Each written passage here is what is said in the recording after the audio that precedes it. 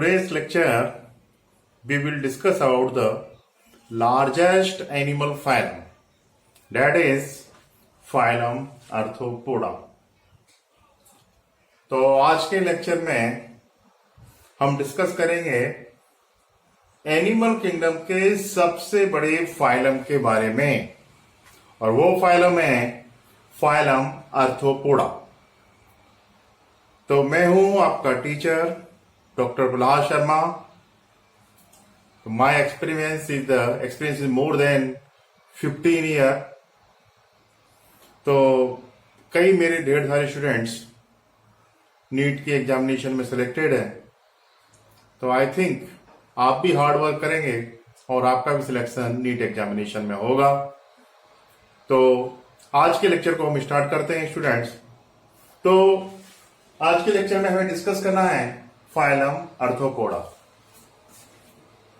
देखिए, Greek word अर्थोन means होता है जॉइंटेड, एंड पोडा, पोडा का मतलब होता है फुट या फिर पैर।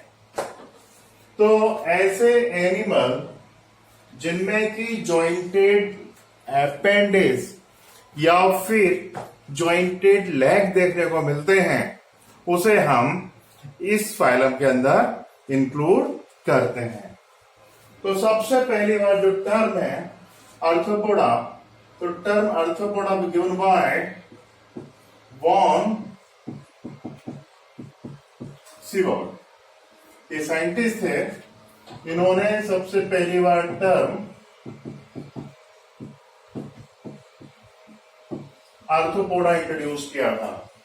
तो term arthropoda introduce by von Seward. और उसके बाद हम बात करेंगे, देखिए, these are largest animal phylum. ये एनिमल किंगडम का सबसे बड़ा फाइलम है, और इसमें इंसेक्ट को भी इंक्लूड किया जाता है। ठीक है, तो insect include in this phylum.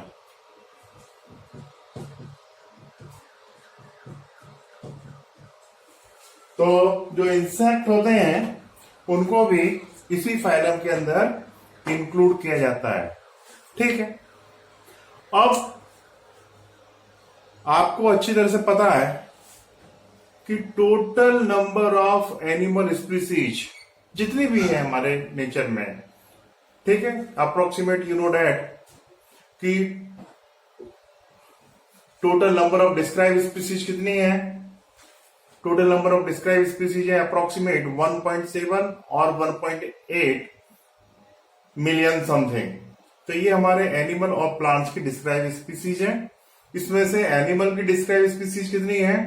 Animal की डिस्क्राइब स्पीसीज है 1.2। ठीक है ना।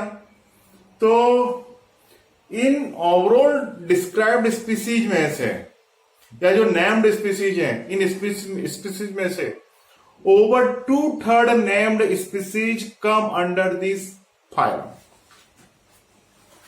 ठीक है, तो कितनी? तो 2/3 जो named species हैं include this phylum।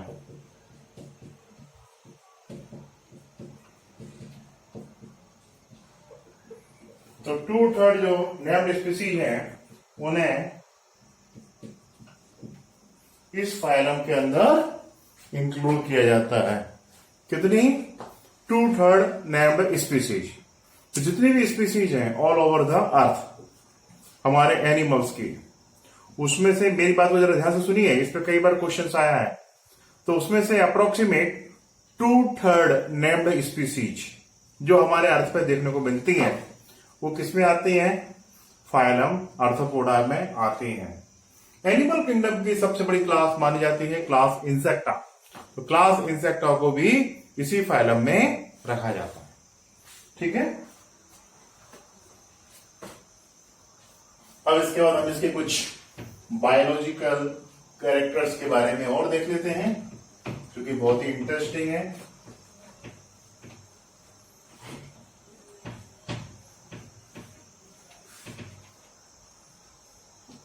जैसे बायोलॉजिकल कैरेक्टर की बात करें तो इसमें सिमेट्री कौन सी है? सिमेट्री कौन सी होगी इस फाइलम के अंदर? इसमें होगी बायलेटरल सिमेट्री। तो इस फाइलम में जितने भी मेंबर्स होते हैं, आपको सभी मेंबर्स के अंदर बायलेटरल सिमेट्री देखने को मिलेगी। अब उसके बाद नंबर ऑफ जर्म लेयर, तो नंबर ऑफ जर्म लेयर के बेस पे कौन से होते हैं? These are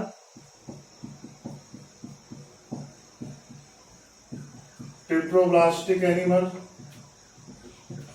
triploblastic animal means the body of animal made by 3 germ layer. Animal की बॉडी कितनी जर्म लेयर से मिलकर बनी होती है? 3 जर्म लेयर से मिलकर बनी होती है। ये कैसे हो गए? ट्रिप्लोब्लास्टिक एनिमल हो गए। और उसके बाद हम देखिए इसमें सेगमेंटेशन प्रेजेंट है या नहीं। तो ये कैसे होते हैं? यहां पर सेगमेंटेशन प्रेजेंट होता है। तो सेगमेंटेशन में से भी कौन सा सेगमेंटेशन प्रेजेंट होता है इसमें? देखिए स्टूडेंट्स, इसमें एक्सटर्नल सेगमेंटेशन प्रेजेंट होता है। कौन सा सेगमेंटेशन प्रेजेंट है इसमें? एक्सटर्नल सेगमेंटेशन प्रेजेंट है। अब इसमें सीलोम प्रेजेंट है या नहीं? इसमें सीलोम प्रेजेंट है। तो सीलोम प्रेजेंट है तो कैसे हो गए एनिमल? ये सीलोमेटिक एनिमल हो गए या यू सीलोमेटिक एनिमल हो गए।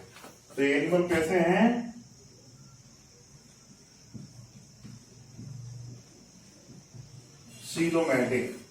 सीलोमेटिक मतलब कि इसमें बॉडी कैविटी या फिर जो सीलोम होती है वो इनके अंदर प्रेजेंट होती है।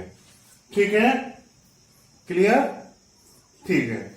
उसके बाद इनका एक और बहुत ही महत्वपूर्ण कैरेक्टर है। वो कैरेक्टर कौन सा है? कि इसके अंदर जॉइंटेड अपेंडेज प्रेजेंट होते हैं।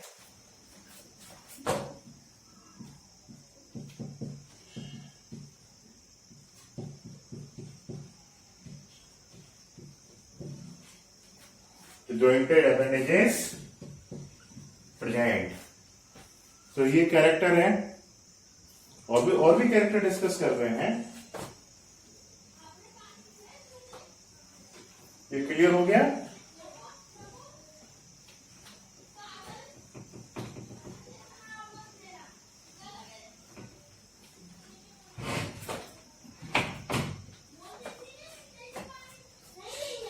ठीक है, तो ये हो गया। अब हम बात करते हैं बॉडी डिविजन्स के बारे में कि एनिमल को कितने बॉडी पार्ट में डिवाइड किया जाता है। तो जनरली इसकी बॉडी में कितने पार्ट्स होते हैं? तो आप देखिए, मैंने एक मॉडल, एक एनिमल यहाँ पे ड्रॉ कर रखा है। तो जनरली मोस्ट ऑफ एनिमल में जो बॉडी होता है वो 3 पार्ट में डिवाइडेड होता है। 3 पार्ट कौन कौन से होते हैं बॉडी के? देखो, ये वाले पार्ट को हम क्या बोलेंगे? ये वाला पार्ट कौन सा है?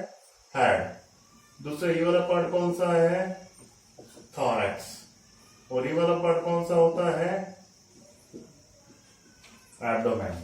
तो हम क्या बोल सकते हैं कि body of animal divided into the 3 region. Animal की बॉडी कितने रीजन्स में डिवाइडेड है? 3 रीजन्स में डिवाइडेड है। कौन कौन से? Head, thorax and abdomen. हालांकि कुछ मेंबर ऐसे हैं जिनमें कि हेड और थॉरैक्स मिलकर सिफेलोथॉरैक्स का फॉर्मेशन करते हैं, जैसे कि प्रॉन के अंदर, जैसे कि स्कॉर्पियन के अंदर आपको ऐसा देखने को मिलता है। ठीक है, पर मोस्टली जो हमारे आर्थ्रोपोड एनिमल होते हैं उसका बॉडी 3 पार्ट में डिवाइडेड होता है। तो in most of arthropod animal the body divided into the 3 part: head, thorax and abdomen. तो क्या देखेंगे आप ये देखेंगे कि बॉडी डिवाइडेड इनटू 3 पार्ट। कौन कौन से? हेड, थोरैक्स और एब्डोमेन।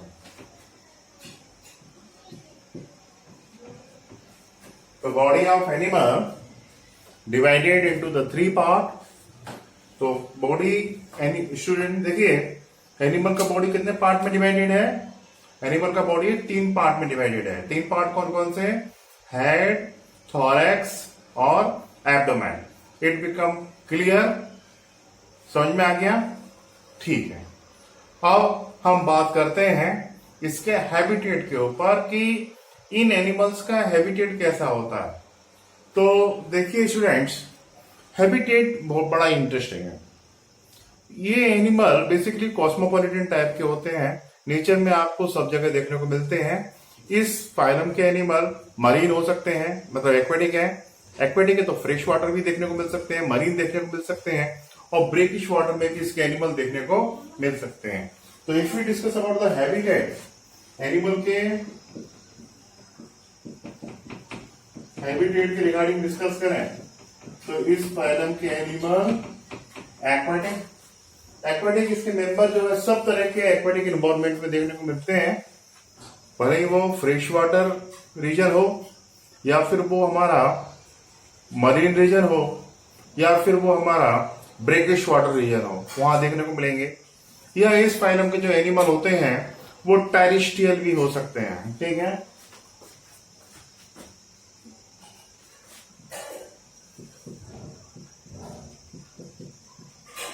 जमीन पर भी देखने को मिल सकते हैं। और एकमात्र ये फाइलम ऐसा है कि इसके एनिमल एरियल भी देखने को मिल सकते हैं। तो इनवर्टिब्रेट फाइलम्स में ये एकमात्र ऐसा फाइलम है जिसके एनिमल एरियल हो सकते हैं, होते हैं। रिमेनिंग कोई भी इनवर्टिब्रेट फाइलम ऐसा नहीं है जिसके एनिमल एरियल होते हो, मतलब हवा में देखने को मिलते हो। समटाइम इसके जो कुछ मेंबर ऐसे भी हैं जो कि पैरासाइट भी हो सकते हैं।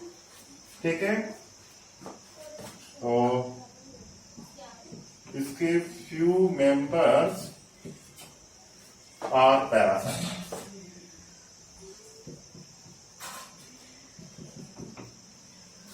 कुछ मेंबर इस फाइलम के कैसे हैं? पैरासाइट भी हैं। ठीक है, तो ये इनका हैबिटेट हो गया। तो आई थिंक आपको इसका हैबिटेट क्लियर हो गया, समझ में आ गया। ठीक है, इसमें तो कोई समस्या नहीं है। तो आपने क्या देखा कि एनिमल का बॉडी 3 पार्ट में डिवाइडेड। दूसरा आपने क्या देखा कि इसके हैबिटेट के रिगार्डिंग, इसके हैबिटेट में क्या देखा आपने कि aquatic, terrestrial, aerial and few members are parasites. ठीक है, अच्छा, इसका जो नाम पड़ा हुआ है, इस फाइलम का नाम आर्थ्रोपोडा, तो वो इन एनिमल की कौन सी विशेषता के ऊपर पड़ा हुआ है? इस फाइलम के कौन से कैरेक्टर्स के ऊपर पड़ा हुआ है? वो कैरेक्टर है प्रेजेंस ऑफ जॉइंटेड अपेंडेज। तो यही कैरेक्टर है जिसके बेस पर इस फाइलम के मेंबर्स का नाम दिया गया है। ठीक है, तो ये हो गया। अब इसके बाद तो ये क्लियर हो गया कि इस फाइलम के मेंबर में आपको कैसे अपेंडेज देखने को मिलेंगे? Jointed appendage. जॉइंटेड अपेंडेज मतलब कि पेड़ में देखिए आपको अपेंडेज देखने को मिलेंगे। जैसे इस एनिमल में देखो, इस एनिमल में कितने जॉइंटेड अपेंडेज है? 3 जॉइंटेड अपेंडेज है। आपको क्लियर दिख रहा है ना यहाँ पर कि 3 जॉइंटेड अपेंडेज यहाँ प्रेजेंट है। ठीक है, तो क्या है देखा आपने कि all member of this phylum have the jointed appendage. अब देखिए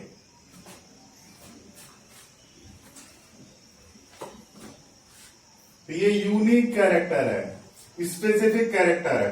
कौन सा? प्रेजेंस ऑफ जॉइंटेड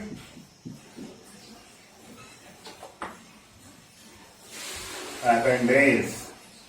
और देखिए ना, आर्थोस का मतलब होता है जॉइंट और पोडा का मतलब होता है फुट या फिर लैग। पोडा का मतलब क्या होता है? फुट या लैग, या फिर पोडा का मतलब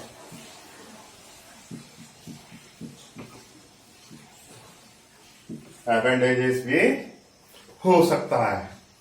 तो it's a unique property of this phylum. ठीक है, अब एक और प्रॉपर्टी इस फाइलम में है जो मैं आपको बता देता हूं। इस फाइलम में एक्सोस्केलेटन प्रेजेंट होता है। तो if we discuss about the skeleton, यदि हम किसकी बात करें,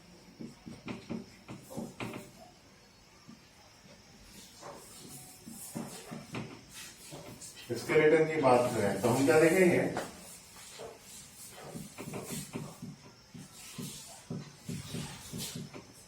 एक्सोस्केलेटन प्रेजेंट। इस फाइलम में कौन सा स्केलेटन प्रेजेंट है? एक्सोस्केलेटन प्रेजेंट है, पहली बात तो ये। दूसरा, ये किसका बना है? काइटिन का।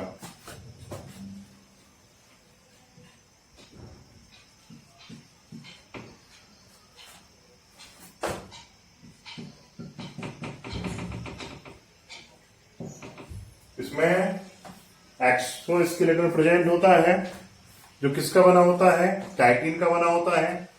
काइटिन एक शुगर कंपाउंड है। शुगर 3 टाइप का होता है, मोनोसेक्राइड, ओलिगोसेक्राइड और पॉलीसेक्राइड। तो ये काइटिन जो होता है वो एक तरह का पॉलीसेक्राइड होता है। हमारी बॉडी काइटिन का डाइजेशन नहीं कर सकती है, बट स्नेक की जो बॉडी होती है वो काइटिन का डाइजेशन कर सकती है। ठीक है, तो इसमें skeleton present made by chitin. अब काइटिन का जो हार्ड कवरिंग होता है वो इसकी ग्रोथ को परमिट नहीं करता है। तो ये एनिमल क्या करते हैं कि इनमें जो ग्रोथ होता है वो by the process of Metamorphosis होता है। मतलब कोई भी जो है जुवेनाइल है, कोई भी जो है छोटा सा इंसेक्ट है, तो जब वो ग्रोथ करके बड़ा होगा उस समय उसकी बॉडी में ढेर सारे आपको मेटामॉर्फोसिस देखने को मिलेंगे। मतलब कि एक कवरिंग डिजनरेट हो जाएगा, उसके नीचे से बड़े कवरिंग वाला एक नया एनिमल जो है उसके अंदर से बाहर निकल आएगा। कुछ समय बाद वो फिर डिजनरेट हो जाएगा, उसके अंदर से फिर दूसरा जो है एनिमल बाहर निकल के आ जाएगा। तो इस तरह से इसमें ग्रोथ का पैटर्न हमें देखने को मिलता है। ठीक है, उसके बाद हम क्या देखेंगे, अब हम बात करते हैं थोड़ा सा इसके सीलोम के बारे में बात कर ले। सीलोम कैसी प्रेजेंट है इसमें वो थोड़ा सा देख लेते हैं। ठीक है,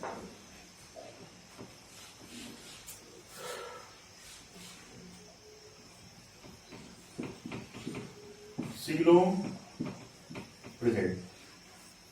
इन एनिमल्स में क्या होता है कि सीलोमेटिक है, मतलब इन एनिमल के अंदर क्या प्रेजेंट होगा, इनमें सीलोम प्रेजेंट होती है। अब यहां पर क्या होता है, सीलोम प्रेजेंट है और सीलोम में ब्लड भरा हुआ रहता है, इसलिए इस तरह की सीलोम को हम क्या बोलते हैं, हीमोसिल के नाम से जानते हैं। सीलोम प्रेजेंट है पर उसमें क्या भरा हुआ है, उसमें ब्लड भरा हुआ है, इसलिए उसे हम क्या बोलेंगे, हीमोसिल। तो सीलोम प्रेजेंट, उसके बाद ब्लड और body fluid present in coelom. Hence,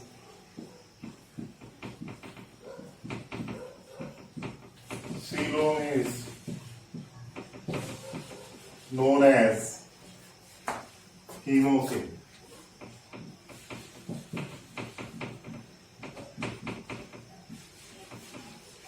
देखिए सीलोम प्रेजेंट है, सीलोम में क्या भरा हुआ है,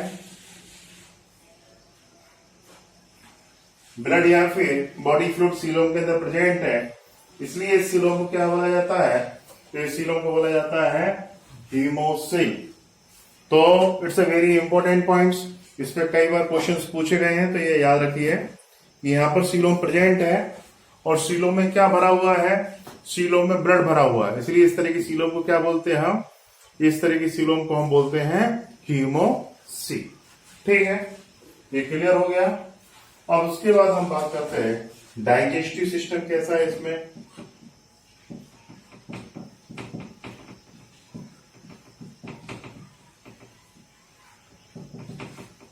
देखो, मैं बोल रहा हूं डाइजेस्टिव सिस्टम, मतलब इसमें बॉडी ऑर्गेनाइजेशन किस लेवल का हो गया, ऑर्गन सिस्टम लेवल ऑर्गेनाइजेशन हो गया। तो एक बात याद रखिएगा, इसमें जो है organ system level body organisation देखने को मिलता है।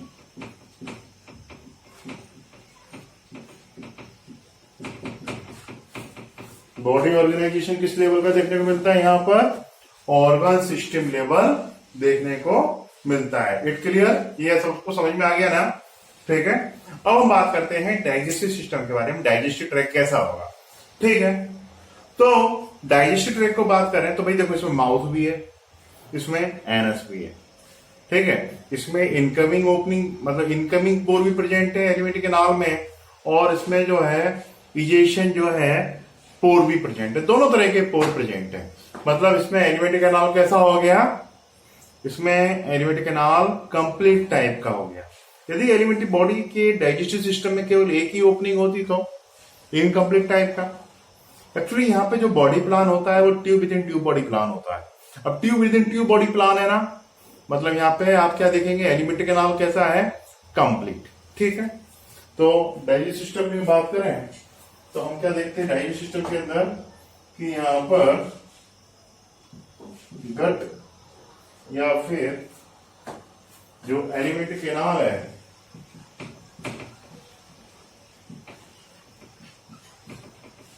वो कैसा होता है, कंप्लीट होता है। उसके बाद इस फाइलम के मोस्ट ऑफ एनिमल सब कुछ खा जाते हैं, सब कुछ खा जाते हैं। तो मतलब कि ये कैसे हो गए, तो इस फाइलम के मोस्ट ऑफ एनिमल कैसे हो गए, ओमनीवोरस हो गए। कैसे हो गए, ओमनीवोरस हो गए। ठीक है, अब उसके बाद हम बात करते हैं इसके रेस्पिरेटरी सिस्टम के बारे में कि रेस्पिरेटरी सिस्टम कैसा देखने को मिलता है।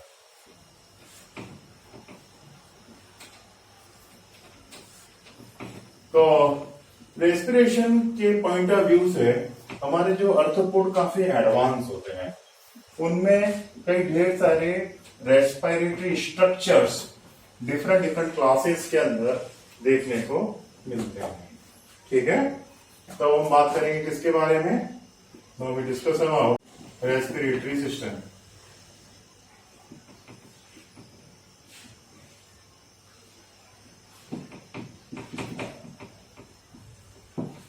तो रेस्पिरेटरी सिस्टम इसमें कैसा है, हाईली डेवलप है।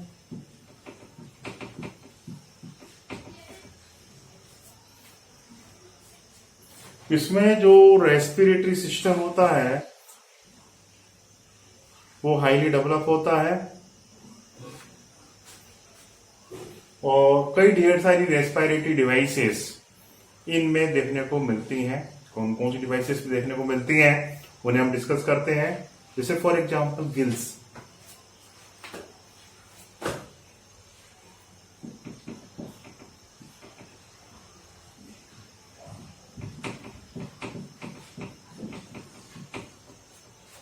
अच्छा ये जो गिल्स होते हैं, ये गिल्स किसमें रेस्पिरेशन करने के लिए अडॉप्टेड होते हैं, लैंड पे कि वाटर में, वाटर में ना। ठीक है, और कई ढेर सारे, तो ये जो गिल्स हैं पहले कॉमन सेंस से बताइए कि एक्वेटिक अर्थोपोड में देखने को मिलेंगे कि टेरेस्ट्रियल अर्थोपोड में, एक्वेटिक अर्थोपोड में देखने को मिलेंगे ना। ठीक, तो इसमें जो गिल्स होते हैं वो कई ढेर सारे क्लासेस में देखने को मिलते हैं, जैसे क्रस्टेशियंस। अब क्रस्टेशियन क्लास जो है, इसकी क्लास होती है, उसमें गिल से रेस्पिरेशन होता है। जैसे कि प्रॉन तो आपने जानते हो ना, हिंदी में उसे झींगा मछली के नाम से जानते हैं, मराठी में उसे हम झींगे के नाम से जानते हैं। तो उसमें रेस्पिरेशन किससे के थ्रू होगा, उसमें रेस्पिरेशन गिल्स के थ्रू होगा। अच्छा, गिल्स जैसे डिजाइन के स्ट्रक्चर और भी होते हैं, जिन्हें हम बोलते हैं बुक गिल्स। एक्चुअली आधी बुक ओपन जो बुक्स है, हाफ ओपन जो बुक्स होती है ना, उसकी तरह डिजाइन के वो गिल्स होते हैं, इसलिए उन्हें हम क्या बोलते हैं, बुक गिल्स। तो कुछ एक्वेटिक आर्थ्रोपोड ऐसे भी हैं जिसमें कि बुक गिल से रेस्पिरेशन देखने को मिलता है। जैसे कि एक एनिमल है किंग क्रैब के नाम से जानते हैं, तो उसमें इसी तरह से रेस्पिरेशन देखने को मिलता है। तो रेस्पिरेटरी स्ट्रक्चर बुक गिल्स, इसके एग्जाम्पल हो जाएगा डिबुलस, किंग क्रैब। तो किंग क्रैब में रेस्पिरेशन इसी तरह से देखने को मिलता है। उसके अलावा ट्रेकिया,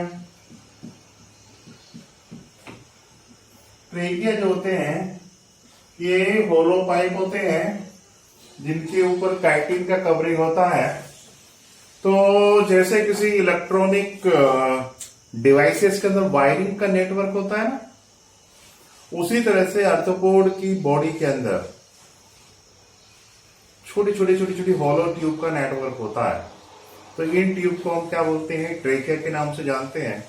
और ट्रेकियल सिस्टम के थ्रू क्या होता है, बॉडी के अंदर के ईच एंड एवरी स्ट्रक्चर पर जो है ऑक्सीजन प्रोवाइड की जाती है। तो ट्रेकियल सिस्टम या फिर जो ट्रेकिया के थ्रू भी कई एनिमल में रेस्पिरेशन देखने को मिलता है। तो इस ट्रेकिया या फिर जो ट्रेकियल सिस्टम है, इसे हम ट्रेकियल सिस्टम भी बोल सकते हैं।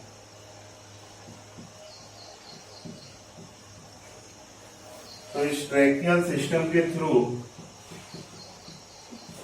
भी आपको कई ढेर सारे टेरेस्ट्रियल आर्थ्रोपोड में रेस्पिरेशन देखने को मिलेगा, जैसे कि इंसेक्टा क्लास के अंदर।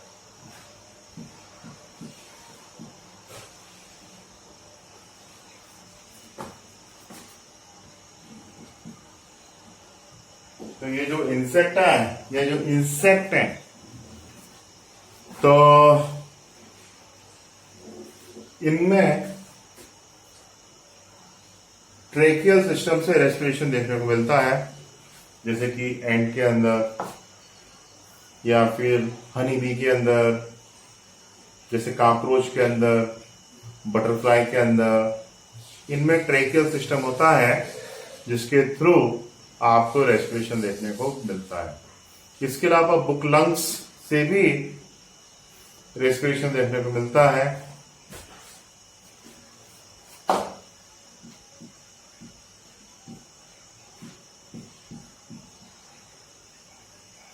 अब हमने बुक लंग्स नाम दिया है, तो बुक लंग्स मतलब कि बुक जैसे डिजाइन के लंग्स, हाफ ओपन बुक्स के डिजाइन के लंग्स।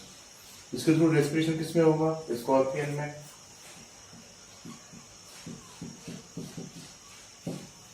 या स्पाइडर में। स्पाइडर्स और स्कॉर्पियंस जैसे जो एनिमल्स हैं, इनमें जो रेस्पिरेशन देखने को मिलता है वो किससे देखने को मिलता है, बुक लंग्स के थ्रू। डिजाइन कैसा है इनका, वो हाफ ओपन बुक की तरह है, इसलिए इसे क्या बोला हमने, बुक लंग्स के नाम से बुलाया। ठीक है, तो ये तो हो गए डिफरेंट रेस्पिरेटरी स्ट्रक्चर्स जो कि आपको डिफरेंट आर्थ्रोपोड्स में देखने को मिलेंगे। ठीक है,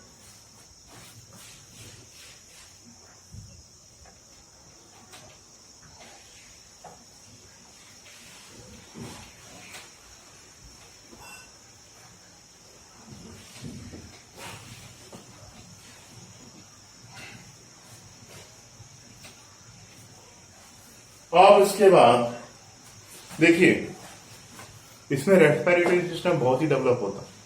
तो एनिमल किंगडम में हाईली डेवलप जो रेस्पिरेटरी सिस्टम है वो आपको कहां देखने को मिलेगा, आर्थ्रोपोड्स में देखने को मिलेगा। रेस्पिरेटरी सिस्टम हो गया। अब इसके बाद हम बात करेंगे सर्कुलेटरी सिस्टम के बारे में कि इस एनिमल में सर्कुलेटरी सिस्टम किस तरह का देखने को मिलता है।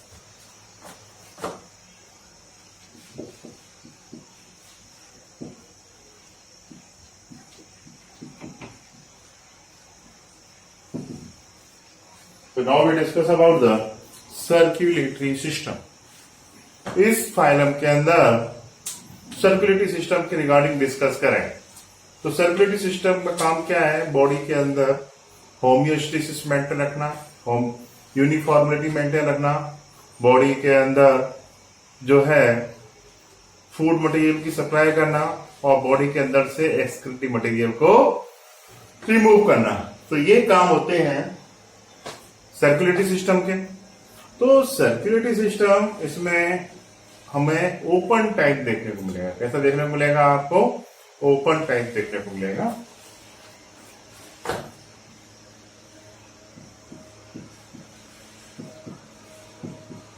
Y the open type? क्योंकि यहां पर जो ब्लड होता है that not continuous flow in blood vessels, वो ब्लड वेसल्स से बाहर आ जाता है। बाहर किस में आ जाता है? बॉडी में जो छोटी छोटी कैविटीज हैं उसमें आ जाता है। उन्हीं कैविटी को अपन क्या बोलते हैं? साइनसिस।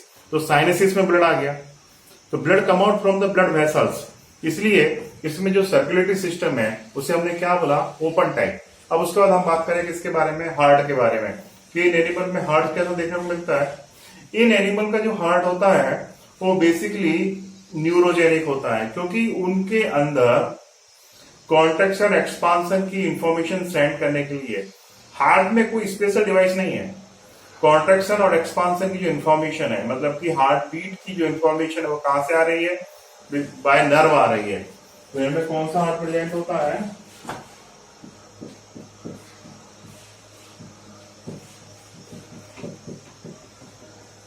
न्यूरोजेनिक हार्ट प्रेजेंट होता है। उसके बाद जो हार्ट होता है प्रेजेंट एट डॉर्सल पोजीशन। देखिए हमारा हार्ट कहाँ है? कई ढेर सारी मूवी में देखा होगा ना आपने, हीरो को ऐसे गाना गा के ऐसे गाना गाते हुए। तो हार्ट की पोजीशन किधर है?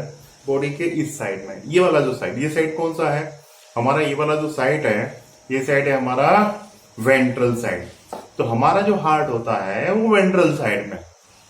काकरोच का हार्ट या फिर जो इंसेक्ट है या आर्थ्रोपोड एनिमल्स है उनका हार्ट किधर है?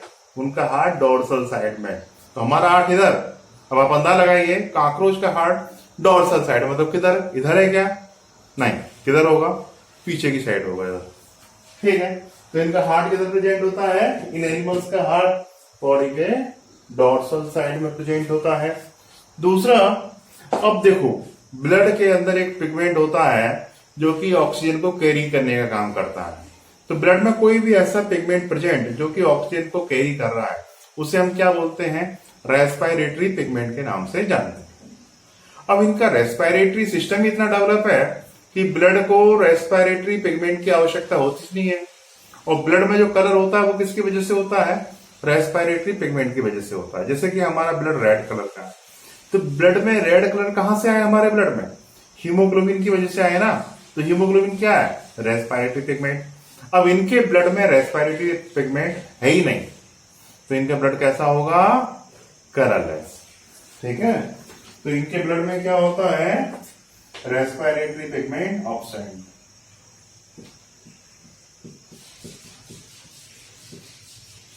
तो रेस्पिरेटरी पिगमेंट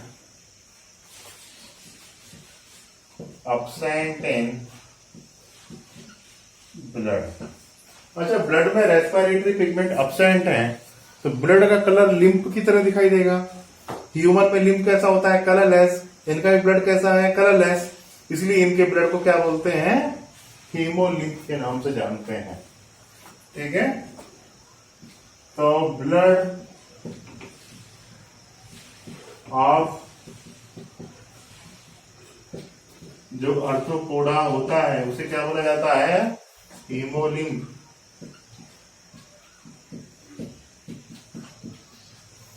ठीक है, तो blood of arthropod is known as haemolymph. हालांकि कुछ आर्थ्रोपोड मेंबर ऐसे जिसमें कि हीमोसाइनिन प्रेजेंट होता है, पर वो अभी हमारे लेवल पर नहीं। Now we discuss about the excretory system. अब हम किसके बारे में बात करेंगे? एक्सक्रीटरी सिस्टम के बारे में बात करेंगे कि इनमें एक्सक्रीटरी सिस्टम क्या था।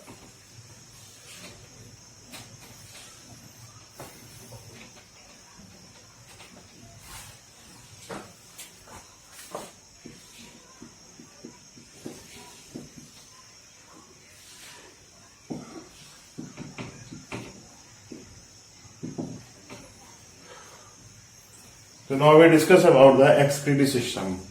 तो एक्सक्रीशन और ऑस्मो रेगुलेशन का मतलब क्या होता है? एक्सक्रीशन एंड ऑस्मो रेगुलेशन का मतलब होता है removal of nitrogenous waste from body. इसे हम क्या बोलते हैं? एक्सक्रीशन के नाम से जानते हैं। ठीक है। अब इसमें एक्सक्रीशन में बेसिकली जो देखिए यहां पर एक्सक्रीशन में जो हमारे एक्वेटिक एनिमल है, तो यहां पर एक्सक्रीशन में आपके जो एक्वेटिक एनिमल है उनमें एक्सक्रीटिव प्रोडक्ट क्या होता है? अमोनिया। और जो टेरेस्ट्रियल एनिमल है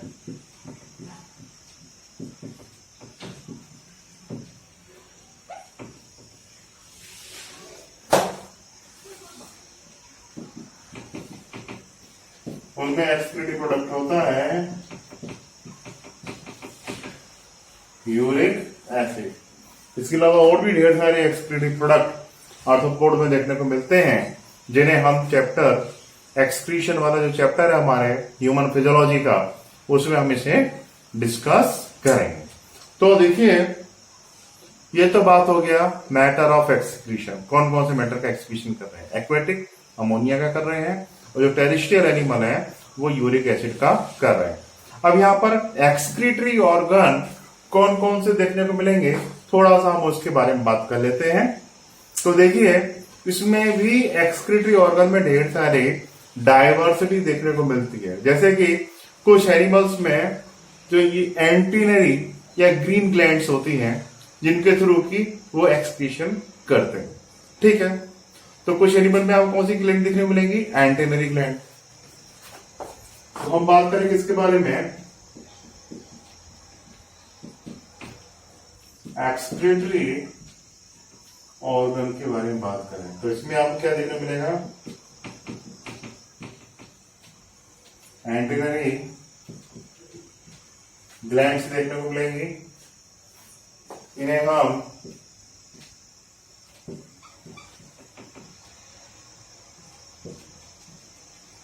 ग्रीन ग्लैंड्स के नाम से भी जानते हैं, क्योंकि इनका कलर ग्रीन होता है।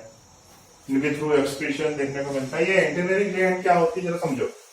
अब जैसे मान लीजिए ये कोई प्रॉन है इस तरह का, ठीक है।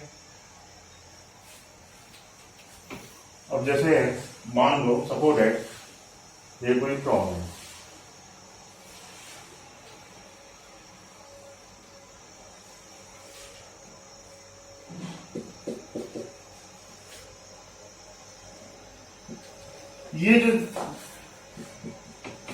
ये जो स्ट्रक्चर आपको निकले हुए दिख रहे हैं, ये स्ट्रक्चर, ये क्या है? इसके एंटीने। ये जो स्ट्रक्चर आपको दिख रहे निकले हुए,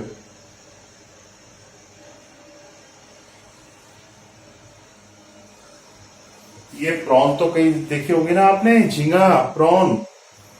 तो प्रॉन में आपने इस तरह के बहुत लंबे से हेयर जैसे निकले हुए स्ट्रक्चर देखे ना, ये क्या है? ये एंटीने। इनको हम एनाटॉमी की भाषा में, हमारे एंटोमोलॉजी की भाषा में हम लोग इसको क्या बोलते हैं? एंटीने के नाम से जानते हैं। तो इन एंटीने के बेस पर एक ग्लैंड होती है। कौन सी ग्लैंड बोलते हैं उसको? एंटीनरी ग्लैंड। या फिर वो ग्रीन कलर की होती है तो क्या बोलते हैं उसको? Green gland.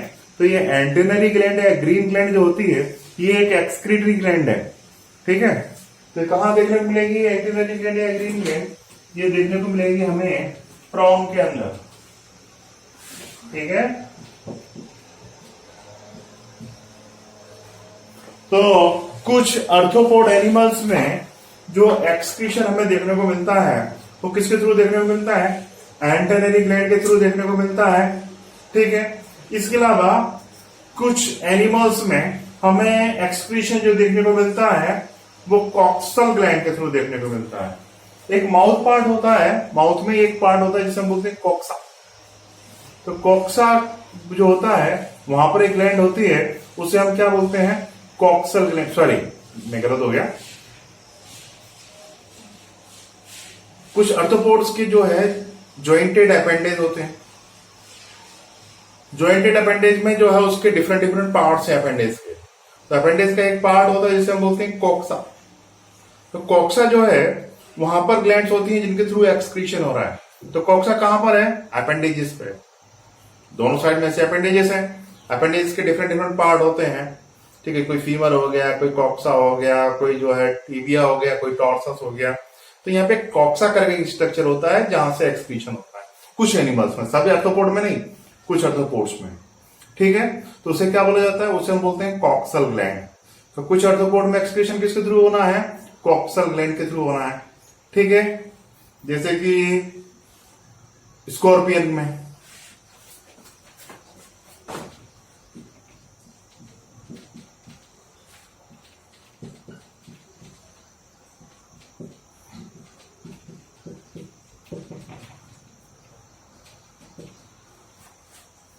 इसे हम लोग बिच्छू के नाम से जानते हैं। तो इसके बाद कई ढेर सारे इंसेक्ट की बॉडी के अंदर, मोस्टली इंसेक्ट की बॉडी के अंदर हमें एक स्ट्रक्चर देखने को मिलता है जिसे कि हम मेलपिगियन ग्लैंड के नाम से जानते हैं।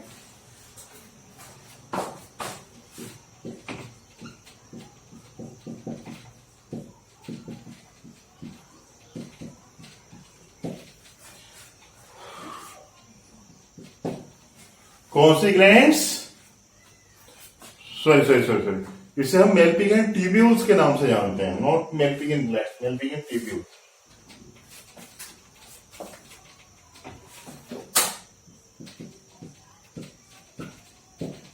तो इंसेक्ट में जो एक्सक्रीशन होता है वो किसके थ्रू होता है, मेलपिगियन ट्यूब्यूल के थ्रू देखने को मिलता है। किसके अंदर,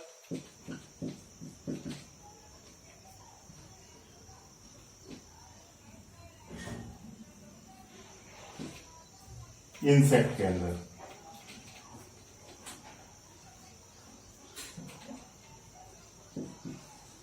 तो जो हमारे इंसेक्ट हैं उनके अंदर जो एक्सक्रीशन होता है,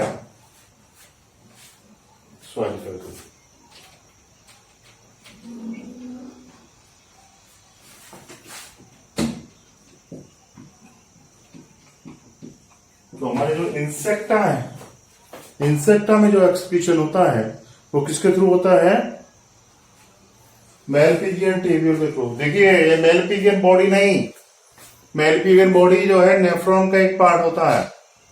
यहां पर आर्थ्रोपोड में जो एक्सक्रीशन होता है वो किसके थ्रू देखने को मिलता है, मेलपिगियन ट्यूब्यूल के थ्रू देखने को मिलता है। किसके थ्रू, मेलपिगियन ट्यूब्यूल के थ्रू, ठीक है।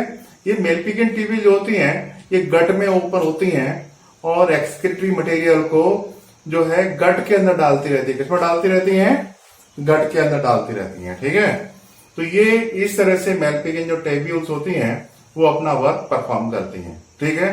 ये क्लियर हो गया। अब इसके बाद हम बात करते हैं इनके नर्वस सिस्टम के बारे में कि इनका नर्वस सिस्टम कैसा है वो देखते हैं।